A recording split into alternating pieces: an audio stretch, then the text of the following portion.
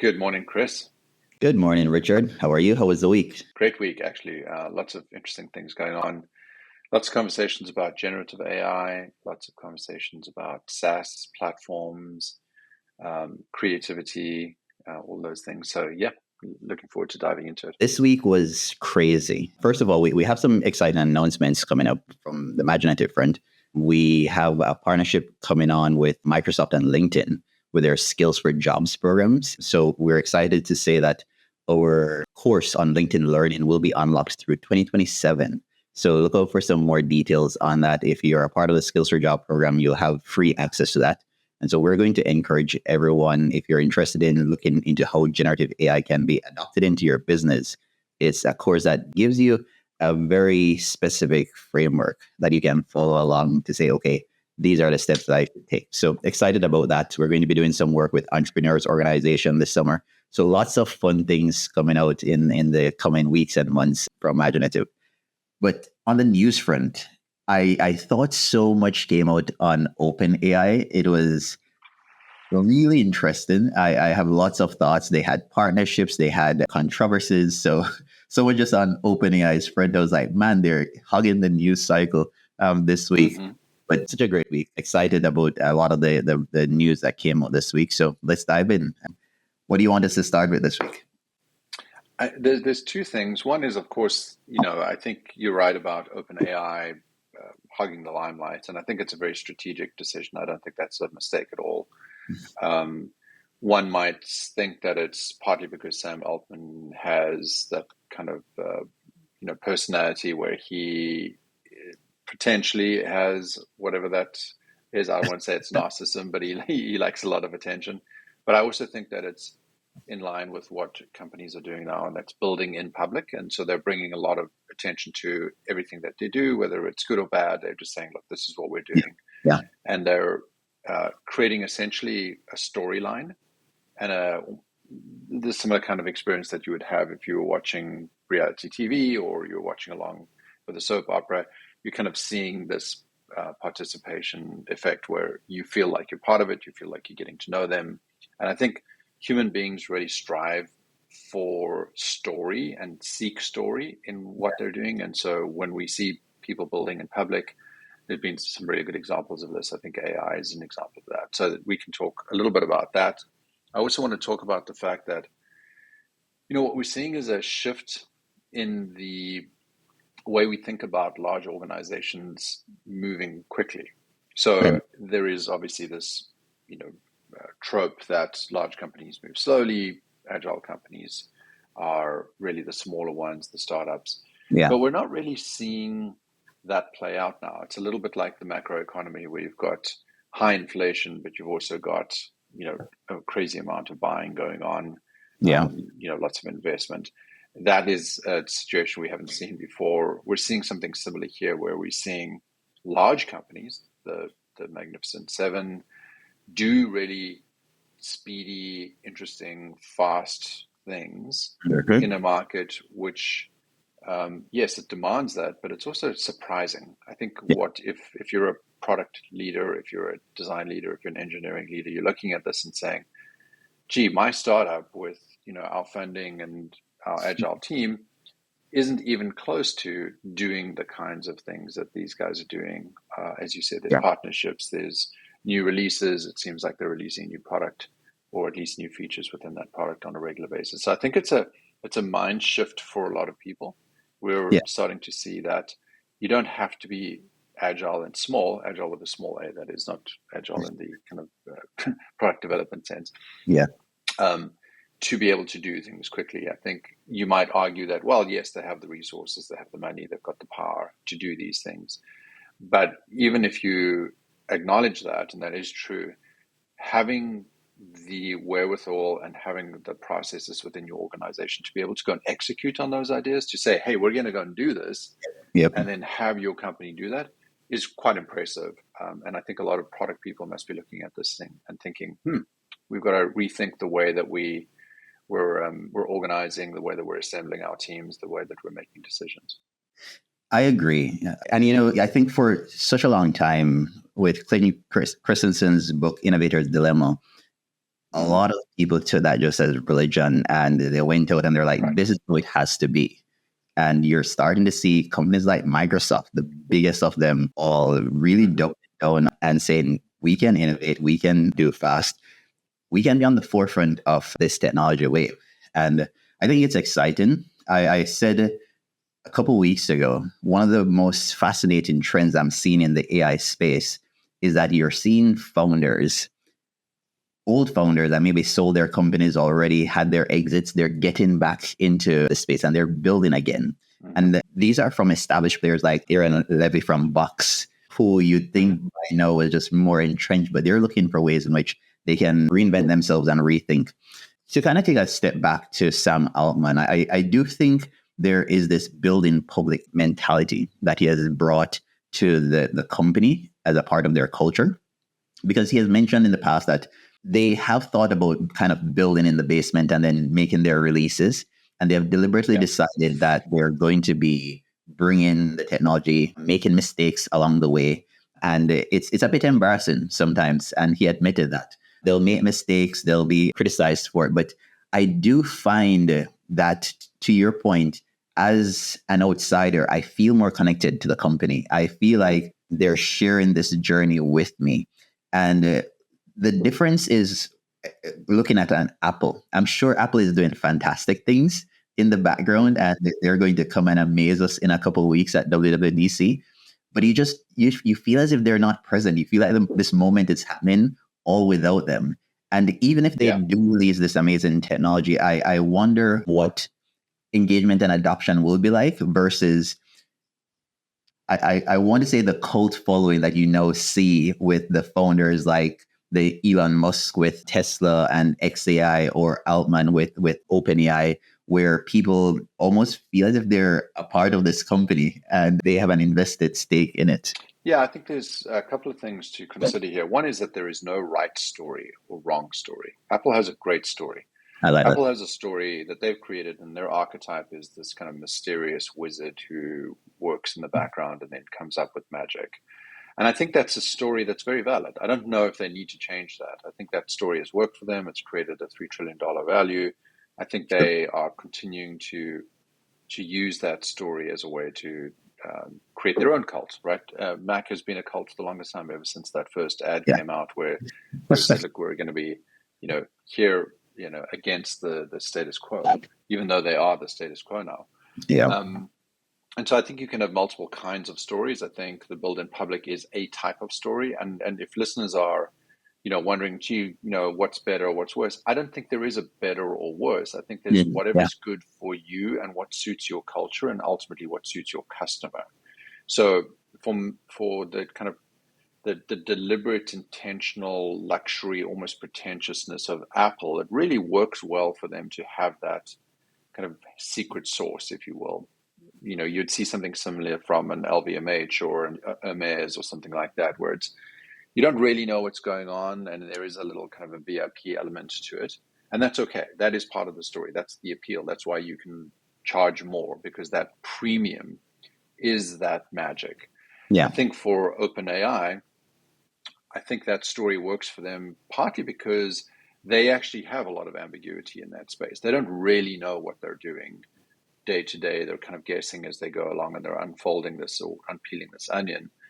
And so for them, it actually suits them to have a slightly more transparent, kind of, I wouldn't say a clumsy approach, but the ability for us to say, oh, you made a mistake, that's fine, and we give them a lot of permission and space to be able to do that. So I think that story is working well in a space where it's very undefined and you don't really know what the future holds for that particular thing.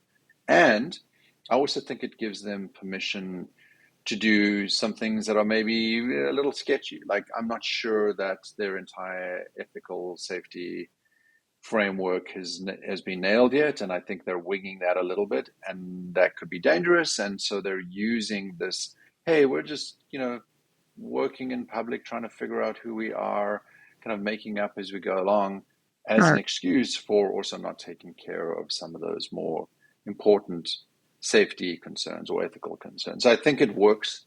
That storytelling works really well for them right now. Yeah. And I think they're probably going to continue to leverage that for some time. All right, I'm going to push back on a couple of things because I Mm. do think OpenAI gets flack for their record and approach to AI safety. And I think they're probably one of the leading companies, if not the leading company, in terms of what they have done from a framework standpoint, giving back to the general public, but also transparency. And to your point, I do think the moment that we're in with AI, the building public approach has a couple of advantages. One, in a selfish way, companies can tell their story and attract talent. And you see this talent war, right? Even with OpenAI, XAI, Meta, you have a very small pool of AI researchers and deep AI engineers that they have to compete with. And the question is, I don't see Apple being able to poach a lot of this talent right now. And I think all of that is because of perception. Maybe people just don't perceive them as being at the forefront of research and growth. And so I do think it works in OpenAI's favor to be doing this in public.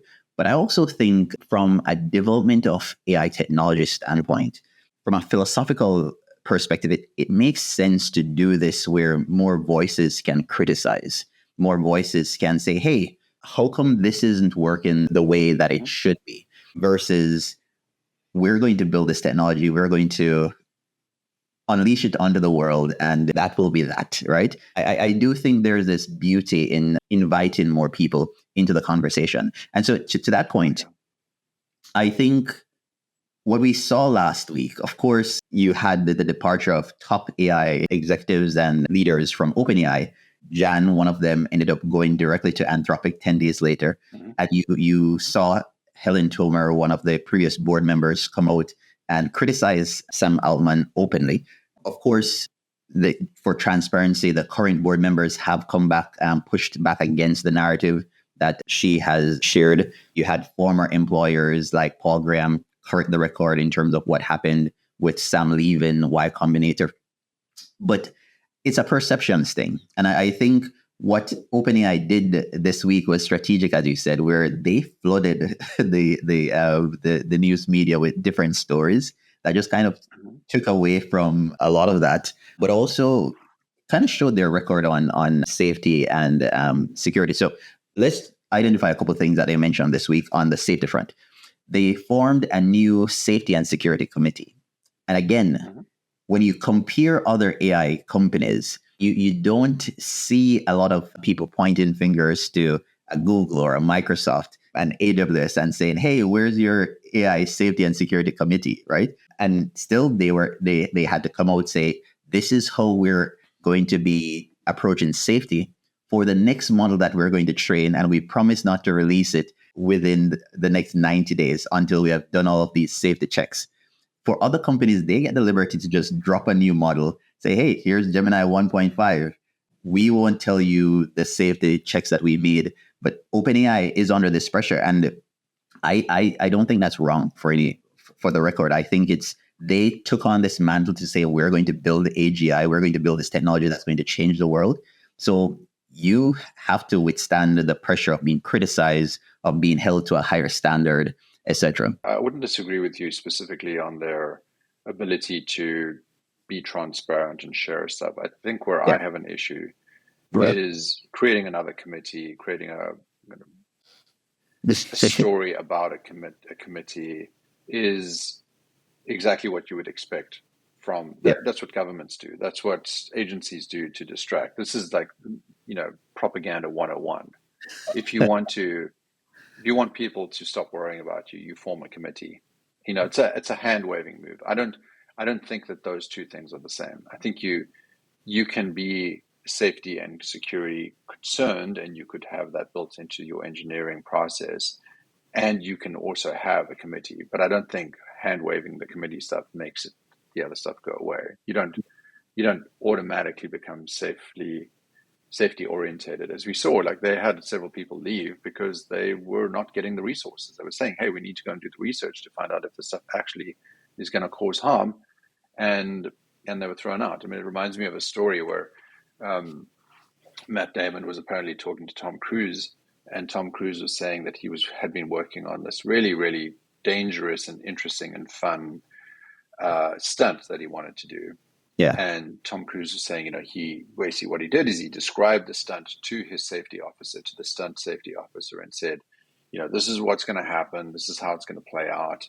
And I would really like your opinion on this. And the safety officer said, well, this is incredibly dangerous. You shouldn't do it. So Tom Cruise said, so I got a new safety officer. And I think this is exactly what happens in situations like this. And a personality like Sam Altman or an Elon Musk, they ultimately create this cult of personality where they say, hey, this is what we're going to do. And then some safety officer says, that sounds like a really dangerous thing. We should probably do some research or figure that out. And they go, you know what? We're going to get a new safety officer. Yep. So I think those things are really important to distinguish, is that being a safety-oriented organization, I have a t-shirt that says safety second, which is obviously a hysterical dig at stuff like this. Yeah. I think being safe and having a safety-oriented organization or an ethical organization has to be built into every single part of it. You can't just have a committee. A committee is not going to make it. You know that. Yep. From your experience. I mean, you're married to somebody who's part of the healthcare system. Just having a committee on ethics or safety doesn't make the hospital system any better. So I think we have to just be clear that yes, these things are necessary, but they're not the same thing. Sure, but at the same time, I do think there is this philosophical divide in terms of what safety means and whether or not it's necessary, to the extent that a lot of the researchers have been suggesting. For example, this week I was having this internal dialogue and I was thinking, man, it's a year out since we had the doomerists saying, hey, the world is going to end if we don't put a pause on AI. And they were like screaming when OpenAI was releasing GPT-4. And GPT-4 came out and it was... To be clear, the people who were saying put a pause on it were people like Elon Musk, who was just buying time so that he could go and do what he's done, which is raise money for XAI. So really that was self-serving. He was one set, but like, for example, even Helen Tomer, one of the criticisms that she had for Sam was that he released GPT without the board knowing. And they thought that was like a safety issue, a transparency issue. But you also had the techno utopias that were saying you're going to have AGI in 2 years, it's going to save the world. And we now have search generative overviews that tell you to put glue on your pizza, right? Like the reality of what these models are and what they can do is so far from whether you're the most like the doomers and the optimists. And so I think what happened in OpenAI was this a move where I think you had researchers, hardcore AI safety researchers, that wanted to spend more time, more resources, diving deep into long-term AI safety issues. And a group that was saying, hey, these are important, but we have all of these things that we want to solve for right now. So this isn't going to be as high a priority. And I don't think one is right necessarily or wrong, but they didn't belong in the same culture. Like OpenAI isn't this AI safety research organization anymore. They're a product company at this point in time, that's the and that's the kind of transparency I would like to see. Instead of them pretending that they're still a .org or a research company, just come out and be honest with it, and I think that's what we're all looking for. Fine. I won't press it anymore. But the second safety story that OpenAI came out with that I thought was fascinating was a follow-on story, because they have released transparency reports in the past in terms of how third-party malicious actors are using ChatGPT or their APIs to do harm or with the intent to do harm. And so they released a report where they outlined different state actors from Russia, from China, from Iran, from Israel that had been using ChatGPT and their models on social media to create fake profiles, to do research, to even debug code. And this is the sort of transparency, again, that you see from an OpenAI, where they're talking about how they were able to intercept, how they were able to ensure that they didn't drive visibility. They were able to work with third-party security organizations to prevent a lot of the misuse of their technology. And so basically, I wanted to be on record to say that I do think OpenAI is doing a lot of work to ensure that their models are being used safely. Sure, they may not be doing work on the frontier of interpretability and all of the concerns that many researchers have. But in terms of where the technology is today and whether or not it's safe, I think they should be commended for the work that they have done, the work that they have, the information that they have shared with the public, and just the approach that they have been taking. Yeah, I mean, we have a permissive culture where we really like this cult of personality. We're prepared to let somebody like an Elon Musk or an Sam Altman create big impact frontier technology, while at the same time ignoring the fact that they are, essentially, narcissists, and they have, the personalities of robots, right? That's And I think that's what's really interesting about America is that we have a we have this permissive culture. We say like, hey, you're the mad scientist, you're the genius, and there's absolutely no doubt. I mean, the fact that Elon Musk was able to create what he has created in his lifetime is very, very impressive. I mean, yep, Starlink alone is just like, whoa, like this yep, is amazing technology. The fact that that SpaceX has put 5,000 satellites into the atmosphere, or I mean, all of these things are really interesting.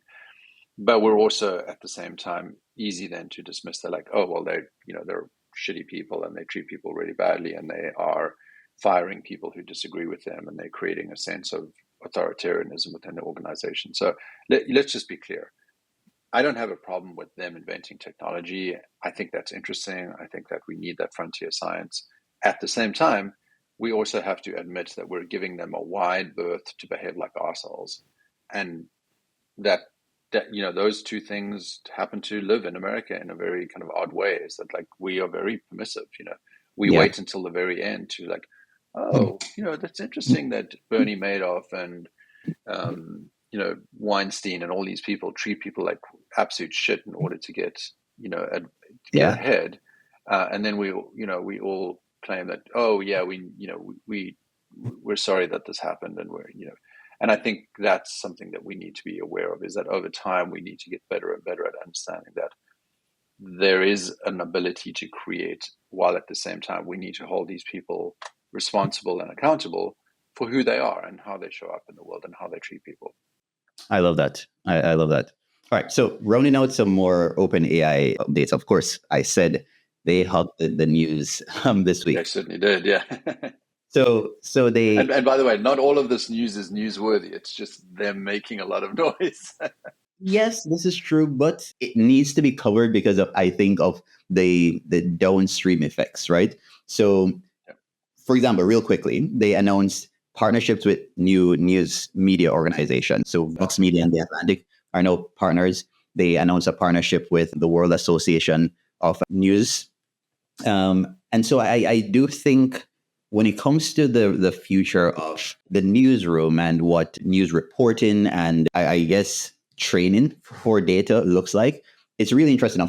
I think this works two ways. One, OpenAI gets access to massive data sources that they can now use to train their future models. These news outlets will be credited whenever someone queries a chat GPT. They'll point them back to their websites so that they can click on a link to read the actual original article. But it probably offsets a lot of lawsuits that OpenAI probably would face in the future. Cheap way to avoid it. I think what's really interesting about these news outlets building relationships with OpenAI and others, not just OpenAI, Yeah, is that one, we're going to see a lot of cash flowing towards these organizations that have generally been low margin organizations and have really struggled to keep their talent. yeah, Journalism is a struggling space. So that's one element of that. And I think that is some short term temporary bumps in that opportunity. We'll see how long it lasts, and we'll see how long that data remains proprietary to those organizations.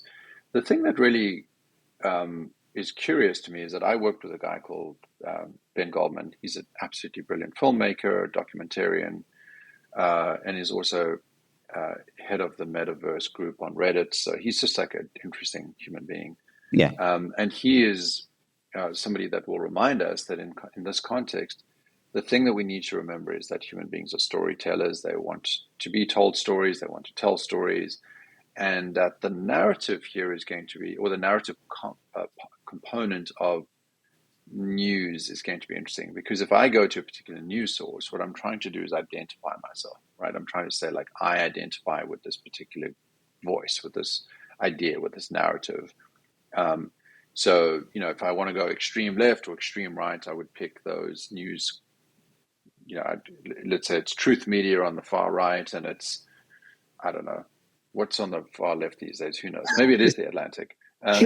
Um, and really, what I'm saying is, this is what I identify with, and I need the bias, Yes. the reaffirmation that I'm part of this story, and these are my people, and these are the stories that I'd like to tell myself. Yeah. And I think with AI, you imagine a future where you can actually tell your agent to create news feeds for yourself based on what it is that you want to hear, what narrative you want to hear. And the obvious downside to this is that we create more of that extremism, right? Yeah. So Yeah. you create more and more of a bubble, because you are not just saying, hey, I'm getting these news sources, because you could theoretically say, I want 5 news sources. But then you have to describe to the AI how you want to receive that, in whose voice, what narrative you would like to receive that news. And once it's filtered again, it's already been filtered once, right? So with the journalist is filtering it, the editors are filtering it now, your AI is going to be filtering it through your own training, through your custom instructions. So I think that's really interesting. I don't know how that's going to play out. I don't have a clear perspective on what this looks like in the future, but I think it's worth looking at. And I think in the future, you and I should see that whenever these stories come up about, oh, this news outlet or this platform is building an opportunity with this AI platform, we should then start to think, well, how does that actually show up in the consumer's life, Yeah. in the end user's life? I guess, does news need to be left or right? I maybe I was Oh just no, I not don't think news growing up. needs to be, but I think people need to identify, right? So the way that human beings work in that extremist example is that when you don't take 100% responsibility for your life, you start to look for a scapegoat, right? You look for somebody to blame. So when things are going wrong, maybe it's something as inane as, like, the school board didn't vote in the right direction, and you got pissed off at them, and you don't like somebody on the board. Then that's the reason why your children aren't doing well at school, and so you can Yeah. create a monster out of something so that you don't have to take responsibility for it. At a macro level, it might be, well, yeah, it's the government in power right now that's causing all these macroeconomic things, and that's what's causing me to not have a job or not be successful in the way Yeah. that I imagine. So really, what we do as human beings is we push our responsibilities to others or to entities or places where we can create an enemy, and that enemy then is the source of that responsibility. And that can happen in news as well. So when we look at news sources, really it's just confirming those biases or those narratives that we tell ourselves. Of course, not to get too philosophical, the greatest unlock for any potential human, for any enlightenment pathway that you're on, is to take full responsibility for your life. Once you take full responsibility for your life, then you're no longer looking for an enemy. You're no longer looking to kind of create that versus that, and so that becomes a very different story. Then you can see with clarity, oh, that story is quite biased, or that story is through that lens. And that gives you that much more delightful way of living, because you start to understand that you are the filter. You are the reason why Yeah. things happen. You are the opportunity or the threat or the loss that exists within the world. So my hope is this. Like, I think AI, unlike social media algorithms that kind of reinforced this echo chamber of your beliefs and the content that you're interested in, my hope is that AI models will be able to give you maybe an interesting mix of sources, but to probably synthesize data and present it more objectively. And what I noted on social media this week is that Nick Thompson, he's the CEO of The Atlantic now, and he did this most interesting thing in tech video. And if you haven't seen them, check out his LinkedIn profile. He does these amazing videos where he just kind of talks off the Yeah, cuff. I know his work. Yeah, it's great. Right. So he did this video talking about the Atlantic's partnership with OpenAI and what it meant. And what was so interesting was just the difference in terms of what he was able to cover and touch on versus the actual reporting of the facts of the news. And of course, I found his more interesting, right? And so I thought to myself, wow, I think AI companies have this opportunity to figure out how they can bring these independent voices from creators, from thought leaders, from any opinion leader in a space around the context of a story. And then I started wondering, well, who pays that person, right? Like, is it the platform like LinkedIn that needs to pay them? Is it the AI organization like an OpenAI that needs to pay them for their content? I just think it's interesting to start having these conversations so we can explore maybe compensation models or what attribution looks like for the Wait, are you telling my daily post to LinkedIn could one day be a source of revenue for me? Imagine that, right? Well, I do think that that's interesting, and I wonder whether that's an AI problem or really just a business model problem. And maybe those two things overlap at some point. I have great respect for the fact that individuals can now build a brand and actually take the company that they represent's brand to market. I'm actually advising my clients, the CEOs, the C levels, and the V level executives in the organization to step into that role. So no longer do we have a marketing voice that says, hey, we're going to package this up and it's going to be, kind of a corporate wrapper that we're going to stick on LinkedIn. So you never hear like or very rarely the companies that I'm working with are saying like, oh, this is the brand telling the story on LinkedIn, but rather here is an individual within the organization. Here's a 10, 15, 20-second video of them doing exactly what Thompson did. And I think that's interesting. I'm not sure that's an AI issue. I think that's more of a marketing, branding, narrative story. And again, not that this entire episode should be about narrative, but I think that's interesting. How we actually use that, how we leverage that will be interesting, because I am a creator.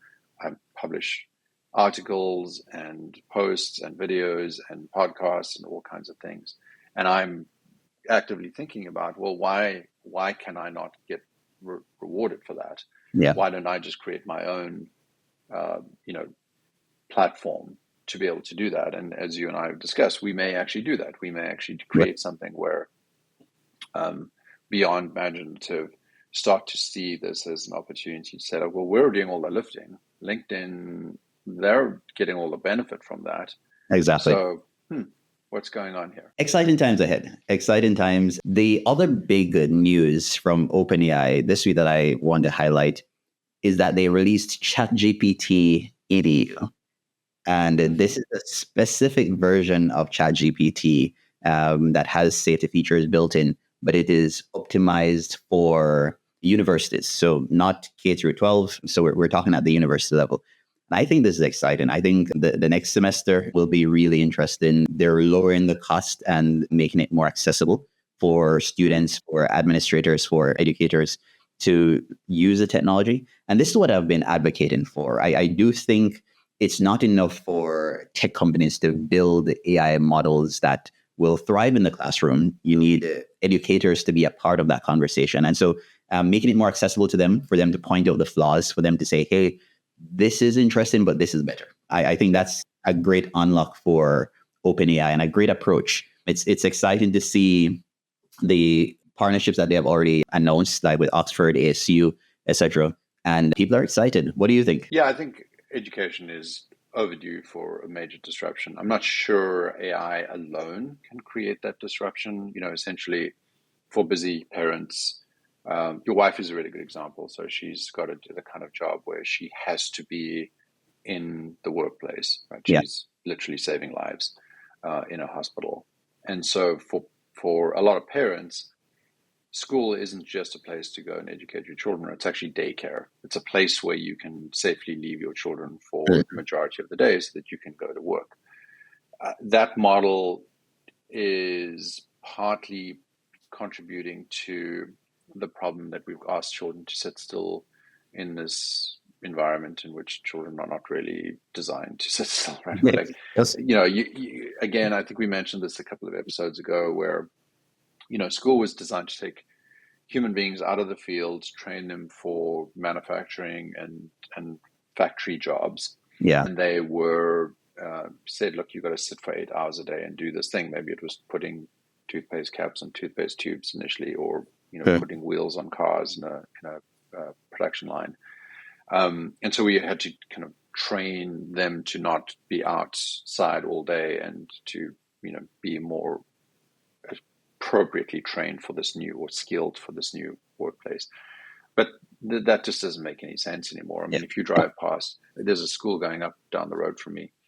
And honestly, if you asked me, if I didn't know that it was a school, I could tell you it was probably just a penitentiary. It just looks like a big, scary building to me. And they've paved over all the spots where the outdoors would used to be, so that the students can drive their cars and the parents can drive their cars there. And I think this is, those are infrastructural or structural changes that need to change for school to be really the educational place that it needs to be. I think that AI will help revolutionize the way thinking happens. That's going to be interesting, and that will maybe precipitate the kind of changes that we are expecting, where students turn to their parents and say, why do I need to go to that prison when I could be here doing this? Like, I could have my personal tutor. I really imagine a future, and maybe it's not entirely robotic, but I do imagine a relationship that somebody like my son, James, who is ahead of his peers in terms of his just general literacy, his ability to do math, Yep. Fortunate in many ways, and just genetically like predisposed to having the ability to do that. And then also he's slightly older in terms of his class profile, so he's slightly more mature.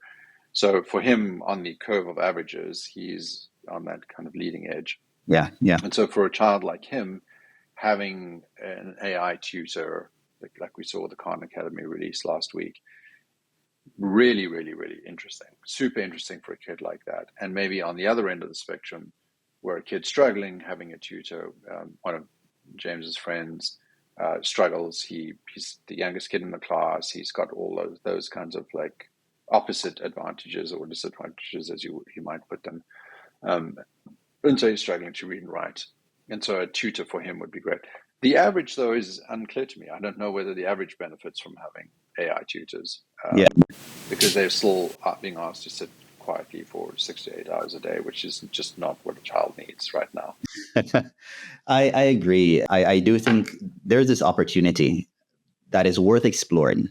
We don't know what this looks like when the technology is going to be brought to the learners, to your point. Is we still look at just the technology and we expect so much of the technology, but designers still need to be able to take that and say, okay, how do we solve problems with it? And I think that shift in thinking is not just going to be at the parents thinking about education, but also society as designers look at education and think, maybe we should rethink this entire model. Maybe there's a product here that can be better for teachers or for educators or for administrators. That isn't just like a ChatGPT bot that we're seeing. Yeah, and we're starting to see, I think, behavior changes that I'm observing amongst children. So I've got 3 kids, and they range from 8 to 27. So there's a almost like a generational change in what I can observe there. And Jackson, my oldest, he grew up with the internet, but not with social media in kind of a pervasive way. Certainly not with AI. He's just finished his law degree. And so he's going into the world with maybe an education pattern that looks a little bit more like the education pattern that you and I grew up with. Mm-hmm. Whereas James, who's 8, essentially uses Alexa and Siri and all of these other tools in a way that I'm still learning to do. Like, he just pings these tools for answers and interaction on such a regular basis that I find it fascinating. Like, I imagine that there's not a big leap from that to a robot. A domestic type robot that's in the house doing the kind of tutoring work. Hey, Dad, I'd like to go and play basketball. Oh, son, I got a meeting. I can't do that right now. Great, I'll go and play with Jarvis, and he heads outside and plays basketball with Jarvis while at the same time talking about whatever is on his mind, and they can do that. So I don't know exactly, as you said, I don't know what this looks like, but I know that they as children already have a cyber savviness that is well beyond what Yes. we've observed in previous generations, and they have a comfort with that that's extremely interesting. Again, don't know what that's going to look like, but I'm starting to see it in their behavior and starting to see how quickly they're willing to say, I don't know that, and then they reach out to these other Yeah. sources. I Yeah. think the concern one might be, are these sources valid? Are these sources true? Are they or factual? So I think that's the only issue I would have is like, they've already learned to say, I don't know, I'm going to go and ask. What they haven't learned is whether to trust that source or not. I shared this post on LinkedIn yesterday around the numbers that came out from Salesforce. The stock went on 21%. SaaS is dead. We've said it on this podcast before. And I said AI has a trust problem. And it's something that needs to be addressed urgently before it starts to stick. Because to your point, when you're starting to query in Google and what you're getting, you start to doubt, then you're thinking, well, wow, what about your models that kids are talking to, that learners are talking to? How do you ensure that your site and your sources, etc.? So lots of work to be done, lots of opportunities. Well, let's talk quickly about trust, just because I think it's super important. I don't know if trust is a permanent problem. I think it's more of a temporary issue. Like, we look at the biggest detractor from people wanting to buy EVs, electric vehicles, was that they didn't trust that it would actually get them to their location. They were worried that it would break down, like it would just run out of batteries. And that certainly turned a lot of people off buying an EV. But then over time, what we saw is two things happen. One is people realized, gee, most of the driving I'm doing isn't 300 miles, it's 3 miles. And so what am I worried about? Superchargers everywhere, every grocery store and gas station basically has a plug-in. It's kind of hysterical to see gas stations putting up these charging things. Yeah. But I think that's the first thing that happened. The second thing was happened. They just started noticing that their friends were driving these cars, and going, "Oh, well, if Chris is going to drive a car, then that's an EV, then maybe I'm going to do that as well." And I think the same is going to be true of any new technologies, AI included. Is that when we start to hear and see and observe what others are doing, and when we start trying it out for ourselves, we start to go, okay, yeah, that wasn't perfect, but it's certainly a departure from what I was currently doing. Like, I recently needed to do some kind of branding and positioning work, and I was really, really pushed for time, and I threw it into ChatGPT to see if that could get some outlines and some direction on how to do this work. And I probably saved myself a day of work within a few minutes. And so I think we're all experiencing that. We're all having those moments. We're like, oh, actually, I don't know if I would have trusted ChatGPT to do that level of work before, but I've trained it. I've also got really good at writing prompts. I'm starting to trust myself with this technology. And so in between that space of like, I don't trust it, it's really an answer. The question is like, do I trust myself? Do I trust my ability to use this without hurting myself because I've been a fool? And that's where literacy, I think, is going to be key, right? For individuals, for organizations, we keep emphasizing now is the time to invest in educating yourself about the tools and the technology, because it will evolve, it will get better, but ensuring that you understand the use cases, what it's good at, what it's not very good at right now, and then applying it intelligently, I think is going to be key. All right, we're running out of time, Richard, but there are a few stories, if you don't mind, that I want to just touch on real quick. Yeah. The first is just AI in the consumer world, because last week we spoke about the fact that there's this business use case for AI around productivity and operations and optimizations and efficiency. That makes sense. But when it comes to the consumer use case, like we see these features that sometimes feel like gimmicks, like on mobile, circle to search. Really, is that how we're going to be searching? We see like emojis or image generation within a chat. And you wonder if that is the extent of what like consumer grade AI looks like. This week we saw products from Alexa and Amazon where you can just search with your remote. And it's nothing revolutionary that you'd be thinking. It's semantic search, which means that you can just use your natural language and it will find recommendations for you. Kia released their EV6. Love the design, love the car, excited about it. We love to see that, an imaginative client. Or... I know, right? Yeah, imaginative client. And so they have an AI assistant built into the car.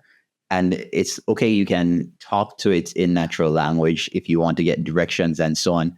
But I'm still waiting for this drop to happen, to be like, all this hype about AI, this is how it's going to really change the experience. Well, this is a really good place for us to talk about this, because there's something that we talked about last week, which was, I believe we're in this kind of bubble where we're experiencing a lot of valuation expansion, but we're not seeing like a significant adoption and payment of the technology. The revenue is just not there yet to justify these massive valuations. And I think one of our stories, it was going to be that XAI raised, 6 billion on a 12 billion valuation. Like, 24 billion. 24 billion. Ridiculous. Yeah, this just doesn't make any sense to me. The reason I'm kind of curious about how this happens or how this plays out is I actually think that something similar to what happened in the .com will happen. And that is, yes, we'll experience a bubble. There will be some contraction, significant contraction of those valuations. A lot of people will be taken to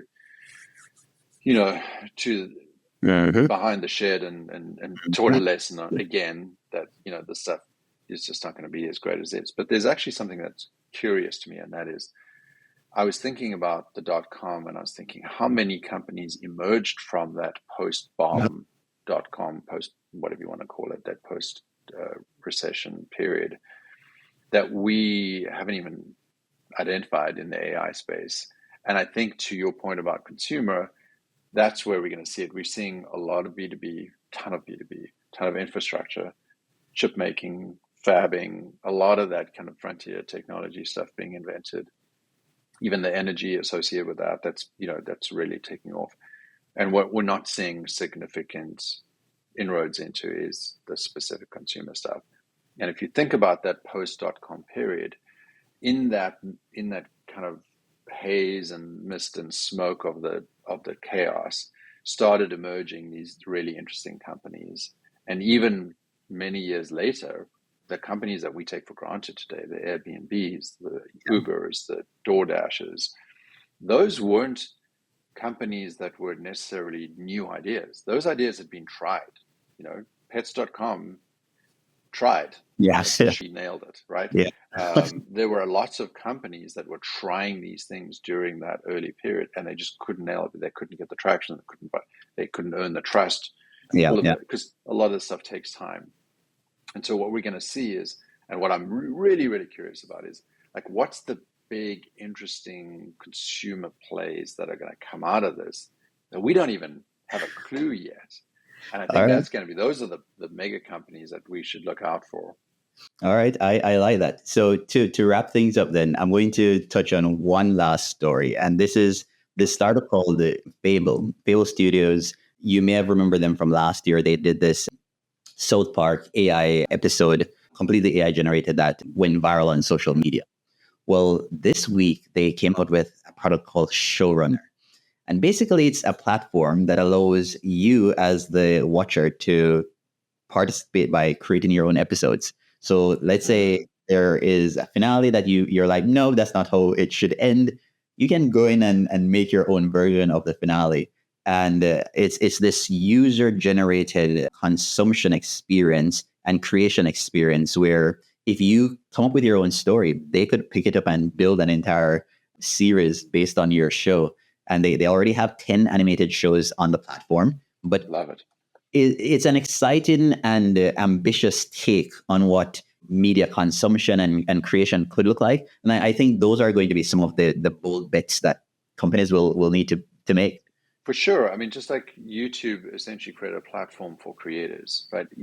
Previously, there was some obstacles or some barriers or moats, if you will, between the creators and the production platforms, both whether you were, trying to get it through a movie distribution or just the creation process itself was difficult and expensive. YouTube said, look, doesn't really matter. You can just make your own videos and get it up there. I think something is really interesting happening here, and that is uh, both. I mean, I've written treatments for documentaries. My 21-year-old son has done a lot of writing in terms of he's kind of a sci-fi fantasy writing work that Nice. he's doing, creating stories, Dungeons and Dragons style stuff where there's like the strategic, hey, what's going to happen? Here are the characters, Yeah. make your own adventure type things. And somebody like that who is as creative as he is, who doesn't necessarily need a traditional path in education because he's wicked smart and very creative and just a kind of a goodwill hunting in the sense that he's able to educate himself Yeah. and kind of get to where he needs to go. This kind of platform really appeals to that kind of personality that says, look, I don't necessarily want to go to film school. I've already got all these creative ideas. I've already studied this stuff. I already watched, 25,000 hours of YouTube videos on how to make narrative, how to create stories. He has a kind of photographic memory for all these movies that he's watched. And so something like this is really appealing. And again, I just feel super excited about it because now, kids like mine who are not necessarily ideal for kind of mainstream, they're not necessarily going to be, traditionally educated and traditionally employed. They are going to be creators like I am. They are going to be makers. And this kind of platform is super, super, super exciting. So love to see this from Fable in a year to go from what that was just a little Yeah. South Park episode to now being able to distribute this stuff. I think that's incredible. What a time to be alive. Yeah. Let's wrap it up for the week. It was an amazing conversation with you, Richard. For the listeners, if you're joining us for the first time, hop on over to Maginative.com. There's so many stories, literally, that we don't get to touch on.